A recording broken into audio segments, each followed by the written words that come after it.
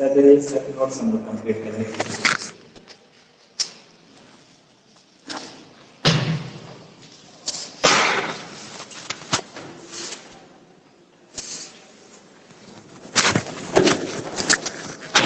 Kancha Mishra, are you present here? बेटा physics class में कितने बच्चे थे आपको पता है? कांचा,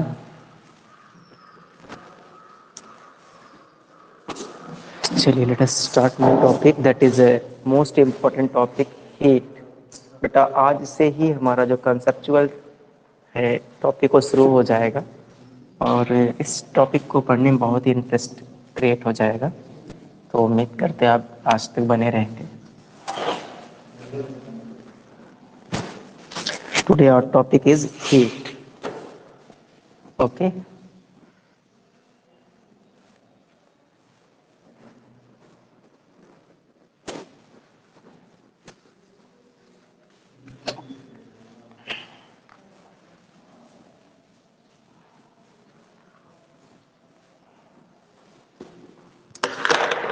are you ready? How many students present here? Only two, Raj Singh and Akanksha Mishra. Maximum 7 to 8। Okay बेटा, डोंट वरी, दोबारा नहीं पढ़ाया जाएगा, सारी जो अखड़े बच्चों की सही हो जाएगी, कहीं से भी पढ़ने समझ में कम ही आएगा। So today we are going to start new topic that is heat.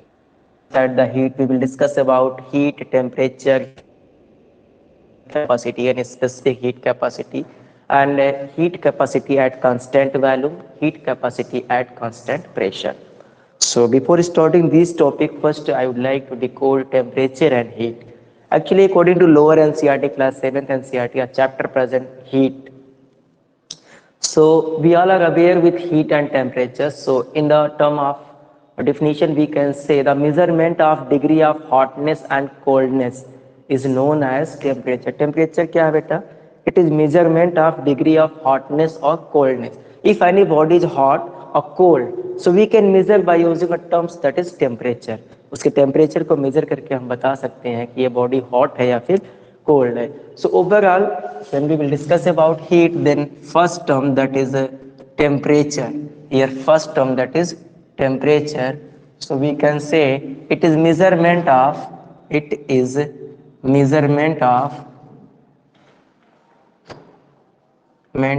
degree of hotness or coldness, hotness or coldness is known as temperature. So next thing से आती है हमारी हीट. अब ये हीट क्या है? एक्चुअली बेटा we all are aware with heat. Heat is a quantity of energy which flow between system and surrounding. ठीक है, due to difference temperature. Heat क्या? It is a quantity of energy, एक energy की quantity है which can flow between system and surrounding due to difference of temperature. देखिए क्या होता है, we know always word everything always move its higher amount to lower amount. So अगर आपको सर्दी लगती है तो आपको पता होगा क्यों लगती है. Actually in comparison to atmosphere और बॉडी हैव मैक्सिमम टेम्परेचर. हमारी बॉडी का टेम्परेचर मैक्सिमम है. सो अकॉर्डिंग टू थर्मोडायनेमिक्स जो हीट फ्लो होगा higher amount to lower amount, it means surrounding have less amount of temperature. So हमारी body से heat जाती है सराउंडिंग में. सो हमें इस समय कैसा लगता है? कोल्ड कोल्ड फील होता है. Got it? So it is also rule.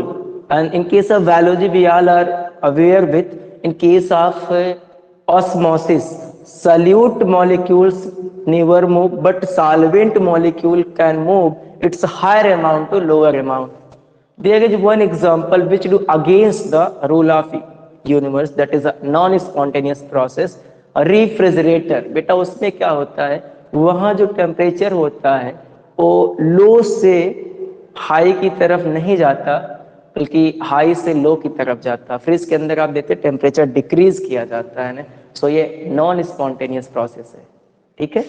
चलिए हीट क्या है? So we can say it is a quantity of energy, we can write here it is a quantity of energy, quantity of energy, it is a quantity of energy, ठीक है, which can flow, which can flow between system and surrounding, between system and surrounding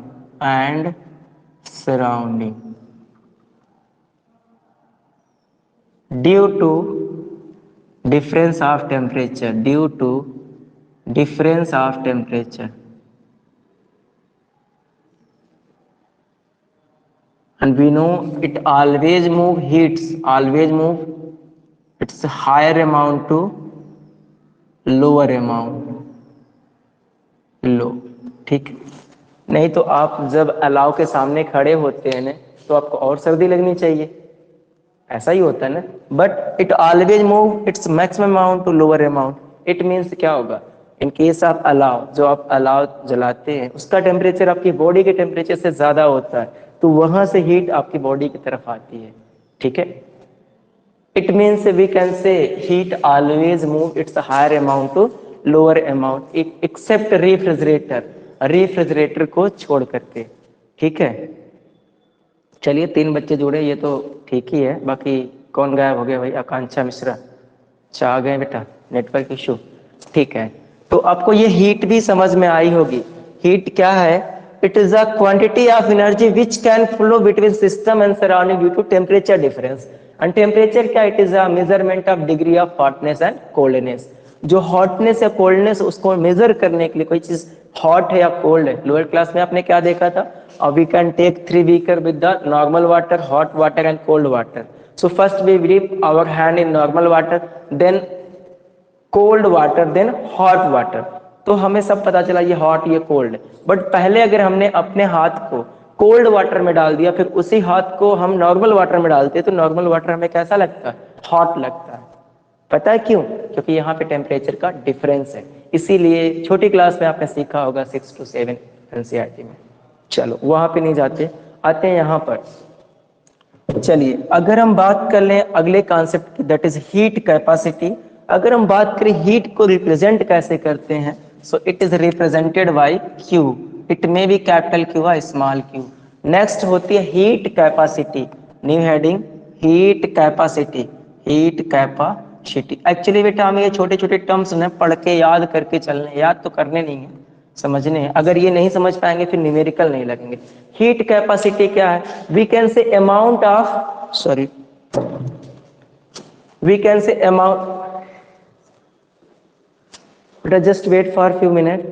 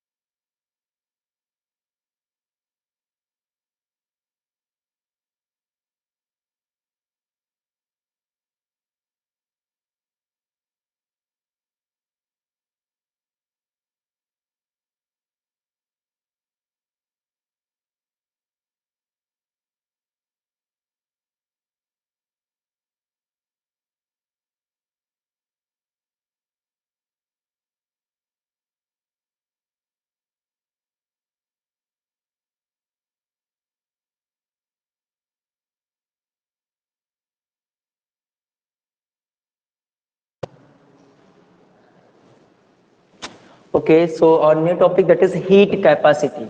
Actually, we all are aware with any body, they have some heat or some energy. So in term of heat capacity, we can say quantity of energy which required to rise temperature of 1 degree. अगर किसी भी body की energy हम कह सकते हैं, it is amount of quantity of energy which require to raise temperature of 1 degree of any body. किसी body का टेम्परेचर 1 डिग्री बढ़ाने के लिए जितनी हीट की जरूरत पड़ती है, दैट इज हीट कैपेसिटी. हम यहाँ पे लिख के आपको दिखाते हैं. We can say amount of energy, a quantity of energy, amount of energy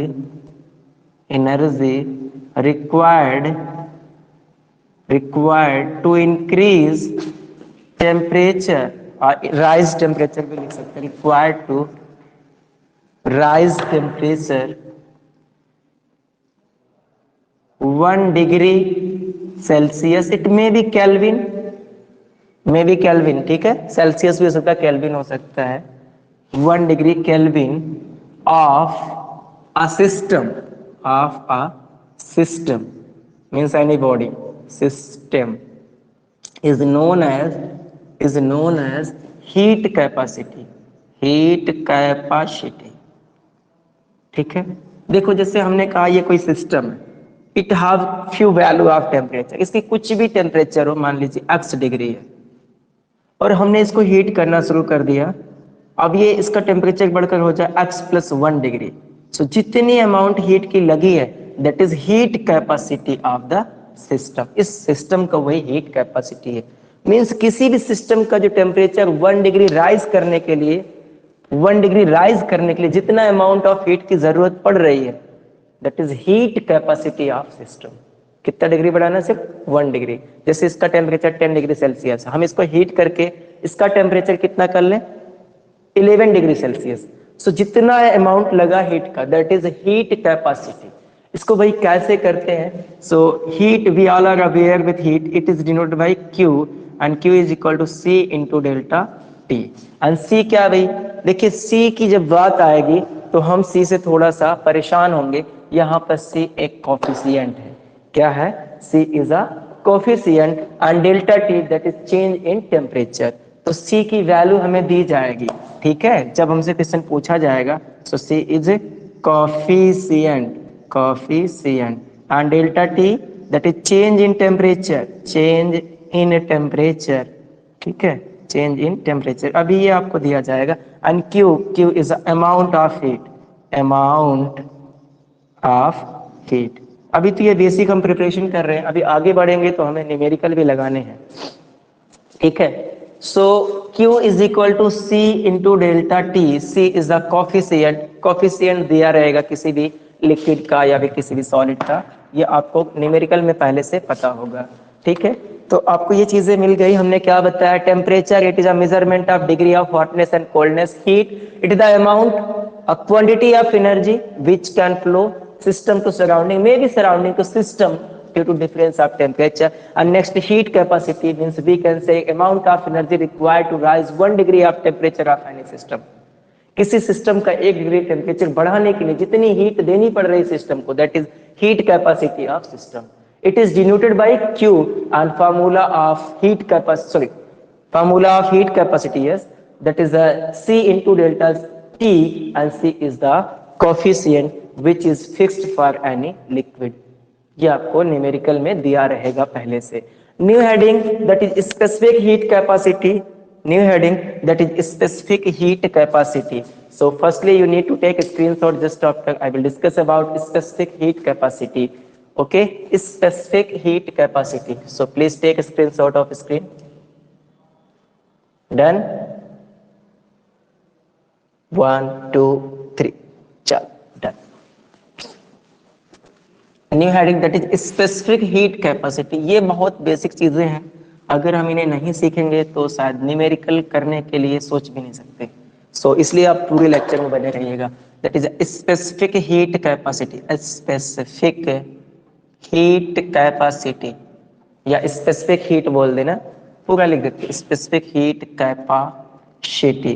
and there is one more thing, molar specific heat capacity. Next, molar specific heat capacity और फिर molar heat capacity, specific heat capacity, capacity.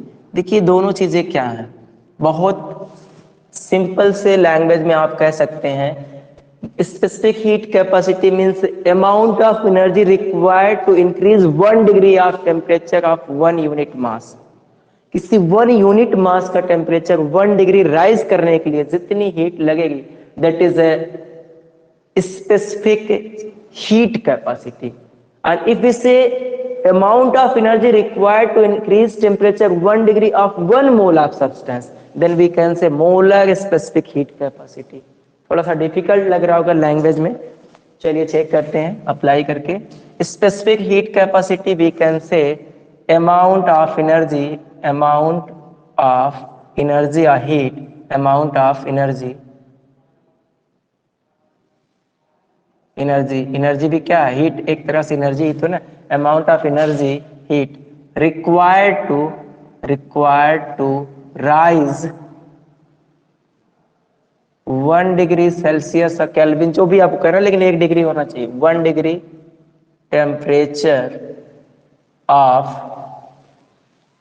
1 unit mass, 1 unit mass of substance, किसी 1 unit मास के substance का 1 degree temperature बढ़ाने के लिए जितनी energy की जरूरत होगी, that is specific heat capacity. क्या बोलते हैं उसको, स्पेसिफिक हीट कैपेसिटी, ठीक है। इन अदर वर्ड अगर हम कहना चाहें इसको, इन case of molar specific heat capacity, so same definition, amount of energy required to rise 1 degree temperature of 1 mole of substance. देखिए थोड़ा सा चेंज है यहाँ पर, 1 यूनिट मास and या 1 mole of substance is known as molar specific heat capacity, molar specific capacity, molar specific heat capacity। And if you want to solve some question which is based on both concept, then you can check NCERT question number 6.9 from exercise, NCERT 6.9 from exercise। और यहाँ पर थोड़ा सा हम इनमें एक relation decide करते हैं, that is Q is equal to CM delta T। अभी आपने क्या पढ़ा था, Q is equal to C delta T। But in case of molar specific heat capacity,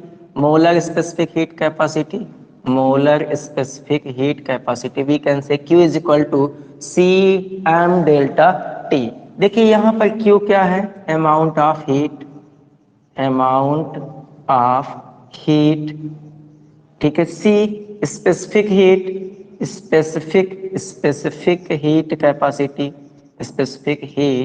capacity, जिसको हमने कोफिशिएंट बोला था। Next delta T, that is change in temperature.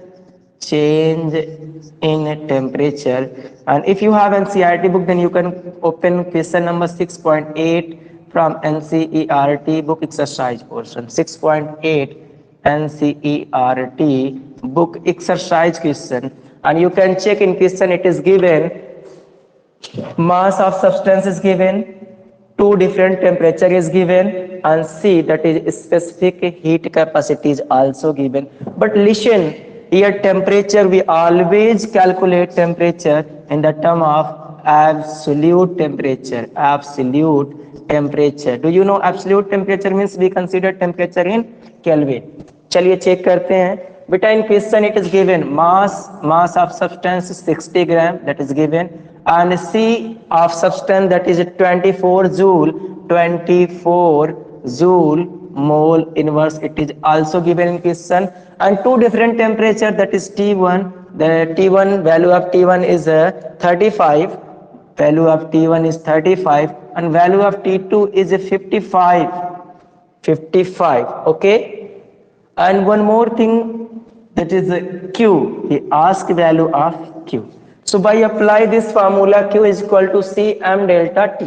So we can find answer, but before apply formula we need delta T. Delta T means T final minus T initial. So T final, that is 55, minus T initial, that is 35, which will be equal to 20 degrees Celsius. But we need absolute temperature, so it is degree Celsius, value present in the form of degree. So we know degree Celsius to Kelvin अगर हमें जाना है, so we can add degree Celsius plus 273. So it will be equal to 273 plus 20, that is 293 kelvin.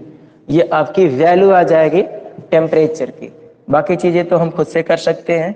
क्या करना है, हमें solve करना है. कर लीजिए, आंसर रखिए क्या आएगा. देखिए भाई, C that is 24 multiplied by M, that is 60. 24 multiplied by M, that is 60, and multiply by 293. Now we can easily find value of Q. जो भी आपका आंसर आएगा कर लीजिए. आई थिंक इसका जो वैल्यू आएगा 28.80 किलो जूल पर मोल आएगा. बट आप कैलकुलेट एक बार कर लीजिएगा, it may be wrong. 28.80 kilo joule पर मोल. अदरवाइज ये आपका हो जाएगा 2880 जूल पर मोल भी हो सकता है, बट आपको किलो जूल में ही करना है. ठीक है, हो गया हो तो स्क्रीनशॉट ले लीजिए. कोई कंफ्यूजन हो तो कमेंट सेक्शन में लिखिएगा. Done, okay. Shubham, have you any confusion? I hope समझ में तो आ रहा होगा, बिल्कुल आसान है. मैं कोशिश करूंगा सारे एनसीईआरटी के सवाल आपको यहीं सिखाता चलो. कोई ज़रूरत नहीं बाद में एक्सरसाइज करने की. जो कॉन्सेप्ट पढ़े उसके नीचे उसका सवाल एक्सरसाइज से सर्च करके लगा लें. Got it? चलिए, अगर आपको बातें समझ में आ गई, प्रिया एंड आकांक्षा मिश्रा, सो बेटा राइट करें कमेंट सेक्शन में कि हाँ मुझे समझ में आ गया. फिर हम इरेज करके कंटिन्यू करते हैं.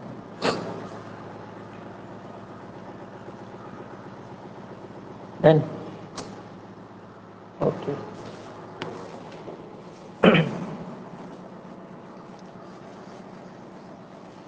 Now our new heading, heat capacity at constant volume and heat capacity at constant pressure. New heading, heat capacity at constant volume, heat capacity at constant pressure. चलिए, heat capacity at constant value. We can write here CV. ठीक है, इसको हम क्या लिखेंगे? CV. C for heat capacity and V for constant value. And here similarly, if we write heat capacity at constant pressure, heat capacity at constant pressure. So we can write here C lower case p, Cp. ठीक है. चलिए देखिए, इनको हमें सीख के चलना है और इस पे एक डेरिवेशन भी है. तो अगर हम बेसिक चीजें जो जान लेंगे तो हमें कंफ्यूजन कम होगा. और first is heat capacity at constant value. We write same definition but write a constant value. For example, amount of heat required to raise temperature 1 degree. ठीक है, हम क्या बोलेंगे? Amount of heat or amount of energy required to temperature 1 degree of 1 mole of gas at constant value. चलिए check करते हैं. हमने क्या बोला? amount of energy or heat. amount of heat, we can write here energy required to rise 1 degree temperature, 1 degree Celsius और kelvin जो भी आप लिखना चाहें दोनों हो सकता है. 1 degree Celsius temperature of 1 mole of gas, eight constant value. is known as heat capacity